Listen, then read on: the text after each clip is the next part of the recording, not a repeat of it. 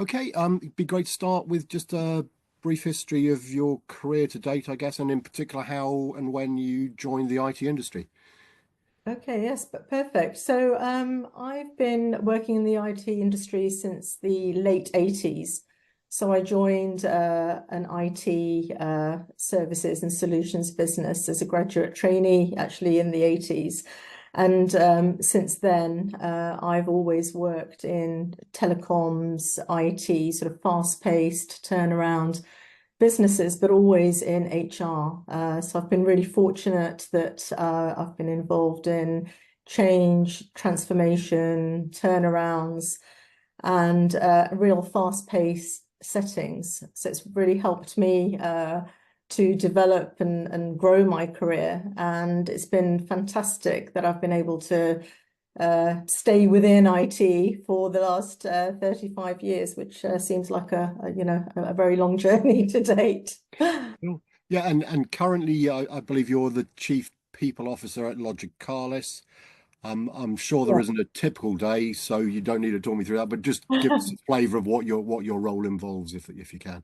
Yeah, sure. So I have a dual role. I work for the parent company Datatec. So I'm the CPO for Datatec and also for Logicalis. So I have this sort of dual responsibility. But my key role is to drive the people's strategy, so set the strategy and support the execution to ensure that we meet our business goals. So that's through talent and succession. It's through HR operations systems. So I work hand in hand with our executive team as well as the regional HR leaders to ensure that there is alignment to achieve our goals. So that's my role in a nutshell within Datatec and Logicalis.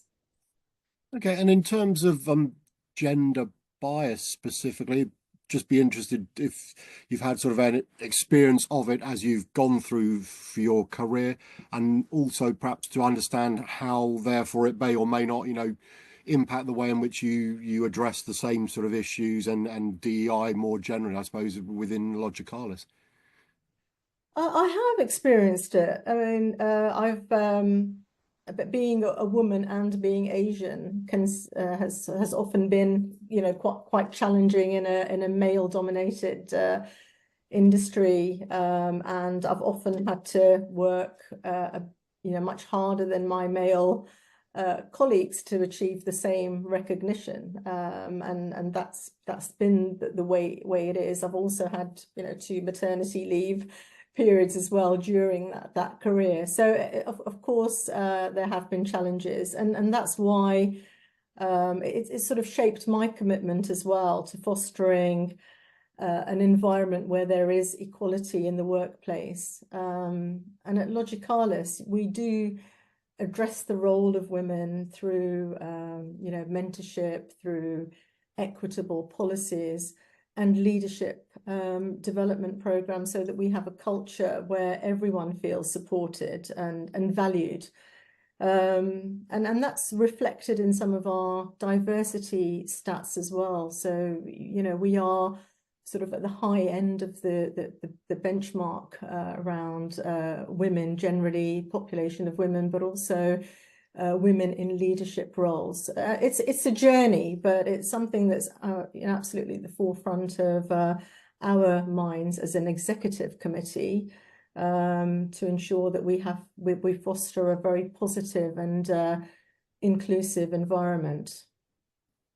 Okay, and as a successful woman within what's still a fairly, I think we can safely say, a fairly male-dominated industry, do you feel any sort of extra responsibility to ensure that you give due attention to gender bias and diversity, equality, inclusion, overall?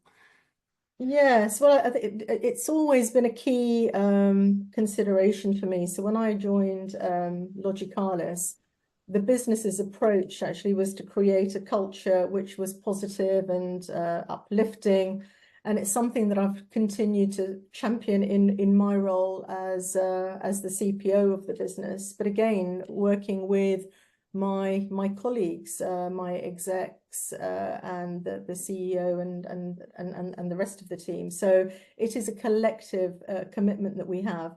And what we've been doing over the last couple of years is really focusing on our employee value proposition. And that's around pledging our 3 core commitments to our employees around belonging, growing, and thriving. So, those 3 are sort of belong, grow, and thrive. And that applies to everyone, but there's a real focus on DE&I there.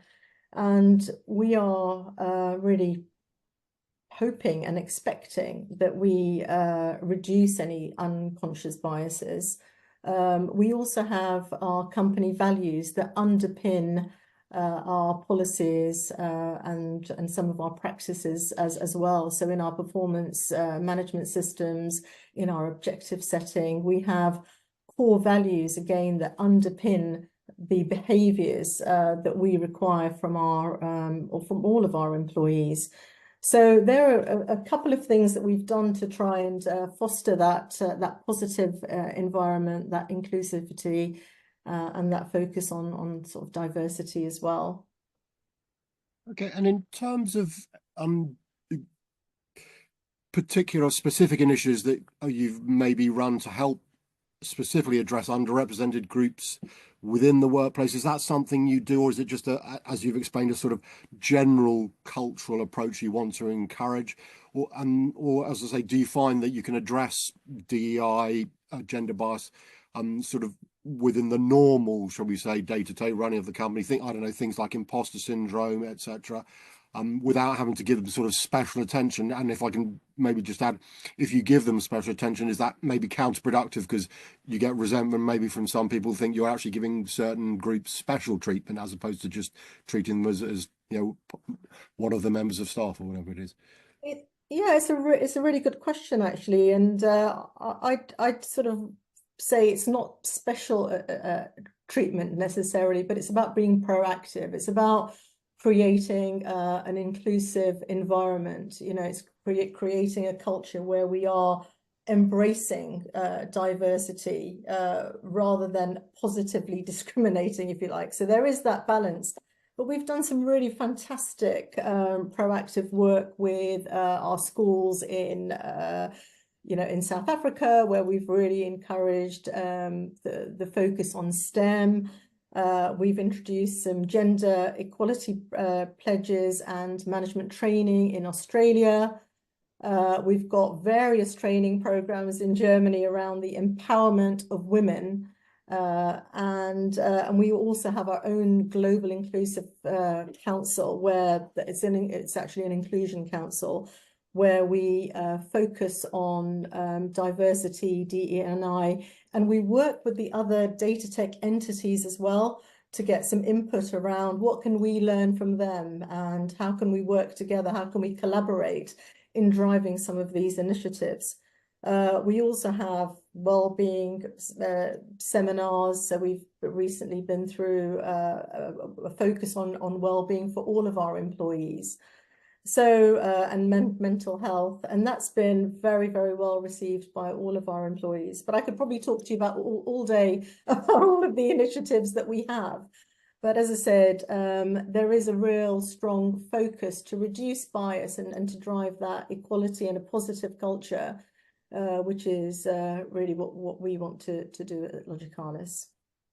And maybe just more generally, do you have any thoughts as to why there is still such a significant gender? I can't remember the latest statistics, but I'm fairly sure women within the IT industry haven't even got to the sort of 30% mark, let alone sort of towards 50% equality. Just your thoughts as to, are there any particular reasons for that? And you outlined obviously some of the initiatives you're doing. Just thoughts as to ways in which that imbalance might be addressed. Yes, I mean, and again, that's a really good point, because it's a journey. But I guess some of the reasons are that in the UK, around 50% of the workforce is made up of women, but only around 24% are in tech roles, according to research. So there is that sort of shortage in terms of attraction to tech, or being able to get into tech. And then there's the significantly lower number of people with shorter careers in the industry as well. So the attrition levels are higher as well. So there are some, so I think that there are some reasons for that. And then there's the gender pay gap as well, so which also poses a challenge. But the good thing about addressing the gender pay gap is that, you know, employees are now, or employers are adopting frameworks and policies to ensure that they are driving a bit more transparency, looking at pay scales, pay awards, to ensure that there are equal opportunities. So although it's still not the best possible picture, I think as we have more regulations coming through, and that sort of focus on transparency around you get paid for what you do, and with the various acts, etc., I think that is definitely a positive step forward. I think so. There is hope to address this, in my opinion, anyway. Yeah. And in terms of sort of pre-joining the industry, going back to the sort of education system, whether it's girls at school or women going into sort of further education, again, I think there's a significant underrepresentation when it comes to the STEM subjects. Thoughts as to at least ways of addressing that, if you know, we just accept that you know that is the situation. Are there things that can be done to hopefully improve that situation? Well, that's absolutely critical, and as I said, in our business, we do an awful lot of work around STEM. We work with the local universities to encourage young women to get into tech, and I've got a couple of examples. We have a Girls in Tech program, for example, in Hong Kong. So we support female students of secondary schools to focus on the digital in the market, digital in careers. So focusing on how we can support future career projects through using digital tools. So that's a really successful sort of standout program that we have in Hong Kong. But also in LATAM, you know, we've supported young women around STEM, but also programming. So, you know, with programming applications, cell phones, presentation techniques. So it's really to encourage these young individuals to take that step and to have that confidence to step into an environment where they can learn and feel recognized. So there are lots of different programs that we have around STEM in Spain and in South Africa, all over the world. So there's a real drive for that investment and that commitment from all parts of the company, and that's very, very important.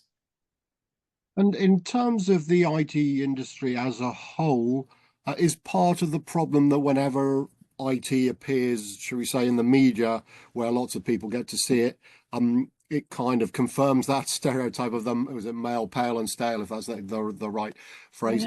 So that, you know, women, girls don't see many of themselves being interviewed, you know, from, you know, heads of the tech companies, female. So just thoughts as to, I mean, I guess you can't overnight just eliminate a whole load of male CEOs and replace them, but how can people get to see more role models to again encourage the improvement when it comes to equality and diversity in the sector? Yeah, I think the biggest challenge is when women feel undervalued, and I think sometimes the sector can do that. You know, undervalued if it's an unsupportive workplace culture. That's one of the biggest challenges. You know, so the work that been doing around our employee value proposition, around our focus on diversity is absolutely critical. But I think that's one of the biggest challenges that individuals face working in an environment that's not particularly supportive. And often, like I shared earlier, you have to go above and beyond, work even harder than your male colleagues to actually get on and progress. So, and it is hard to find sort of role models, especially in this industry. But I think by taking steps to reduce this unconscious bias and keeping equality issues at the front of mind, especially in tech organizations, is really important, and shine the light on those individuals who are succeeding, you know, women leaders, high potentials. It's really important to give that recognition, and also to have policies and frameworks that actually support individuals as well. And the right policies, like menopause policies. You know, we need to think ahead about how can we best create a culture and an environment where individuals can thrive and not feel like they are being undervalued. So, you know, just some thoughts around on that. And maybe just in finishing, any final thoughts in terms of how optimistic or not you might be as to the future? I mean, progress clearly has been, I suspect, over the, as it's 35 years, you say you've been in the sector, I'm hoping you've seen some positive progress over that time, but are you confident that the necessary continuing progress will be made over the foreseeable future? Or do you worry that if we were to have this conversation in another 5 or years time or so, much the same issues would still be there because there isn't the overall will, shall we say, to move things forward? You know, I feel optimistic. I do. I think it's a long journey, but progress is already underway. You know, there's lots more awareness around diversity and inclusion. I think supporting women in STEM, the role models that are really important. People that individuals can look up to, absolutely critical. Mentoring programs. There are obviously obstacles, but I think that focus, that persistence, the willingness of companies to treat people in the same way is very, very important. And I think there is a journey. The targets are important as well. You know, some companies do set targets around diversity and inclusion.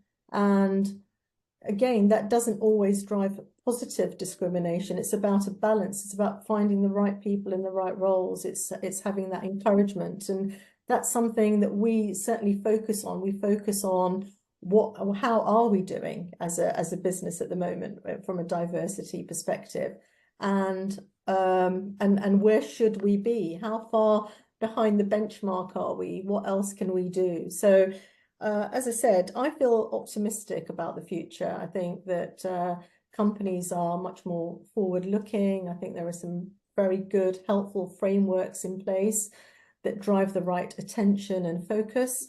And yeah, and I'm confident that we will get there in time. So hopefully in 5 years we will have a very progressive discussion about how far we've moved forward. That's fantastic. I mean, it's been lovely to chat and some brilliant insights into what's going on, obviously, both at Logicalis and the industry more generally when it comes to equality and DEI more generally. So, Dina, thank you very much for your time. Appreciate it. Thank you. Thank you so much.